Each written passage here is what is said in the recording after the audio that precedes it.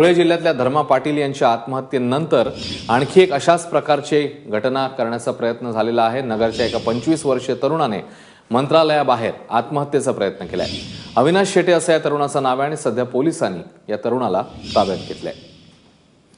ऋत्विक भालेकर आपले प्रतिनिधी आता आपल्या सोबत आहेत। ऋत्विक, हा तरुण नेमका कोण आहे, काय त्याचं गाऱ्हाण आहे आणि किती वाजताची घटना? अश्विन, साधारण 10:30 वाजता 25 वर्षीय तरुण अविनाश शेटे हा अहमदनगरचा रहिवासी आहे।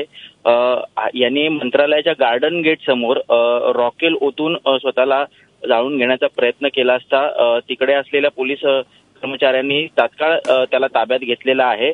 कुठलीही इजा झालेली नाहीये, कुठलीही दुर्घटना घडलेली नाहीये, परंतु आता विचारपूस सुरू आहे। असं सांगण्यात येत आहे की या तरुणाने कृषी सहाय्यक अधिकाऱ्याची परीक्षा दिली होती, मात्र त्याचा निकाल गेले अनेक वर्षांपासून लागलेला नसल्या कारणाने तो मंत्रालयाचे खेटे घालत होता, मात्र त्याला योग्य तो प्रतिसाद मिळत नव्हता, माहिती मिळत नव्हती आणि आज अक्षरशः त्यांनी रॉकेलचा डबा आणून स्वतःवरती रॉकेल ओतून घेऊन स्वतःला जाळण्याचा प्रयत्न केल्याची घटना घडलेली आहे। अश्विन, ऋत्विक, या सगळ्या संदर्भातले ताजे अपडेट्स घेतच राहू। तुर्तास धन्यवाद या माहिती।